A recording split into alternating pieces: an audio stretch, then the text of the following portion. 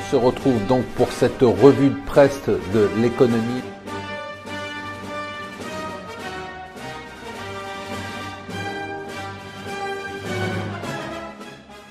Bonjour et bienvenue sur mon financier pour le Morning Zapping. Nous sommes le mardi 19 juin, ce n'est pas la guerre commerciale mais ça commence à y ressembler.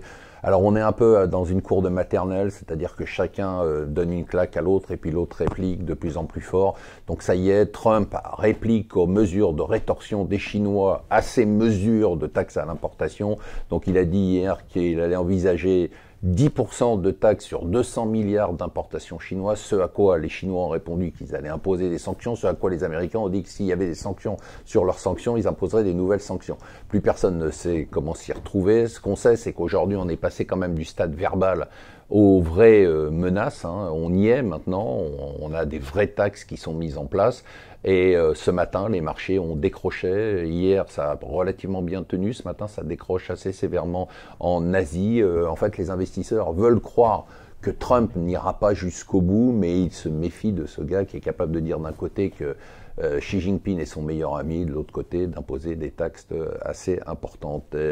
Trump, toujours à la une du Financial Times, il démolit Angela Merkel, il rentre de plein pied comme un éléphant dans un magasin de porcelaine sur la crise de l'immigration en Europe et critique l'Allemagne en disant que finalement c'est de la faute de Merkel s'il y a aujourd'hui une crise politique en Europe parce qu'elle a laissé rentrer trop d'immigrés. Alors les Français et les Allemands vont essayer de présenter un fonds uni en pleine crise sur l'immigration en Europe. Ils proposent des projets et un axe fort. C'est ce qu'on espérait depuis des mois, on n'y croyait plus. Et puis maintenant, sous la pression des événements, eh bien Angela Merkel et Macron se rencontrent aujourd'hui en Allemagne et vont annoncer des mesures importantes en matière de fiscalité, en matière de d'Europe de la défense, en matière de budget européen.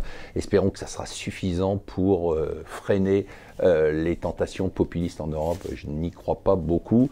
Hier, on avait l'annonce des premières mesures de la loi Pacte, des mesures pour faciliter et relancer l'économie, nous dit Bruno Le Maire, avec des vraies mesures importantes, notamment pour les PME. Et enfin, le miracle du jour, c'est Air France.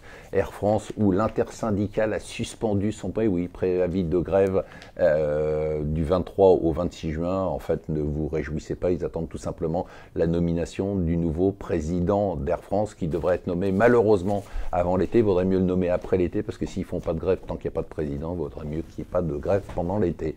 Voilà, je vous souhaite une excellente journée. Ça risque d'être assez agité aujourd'hui sur les marchés.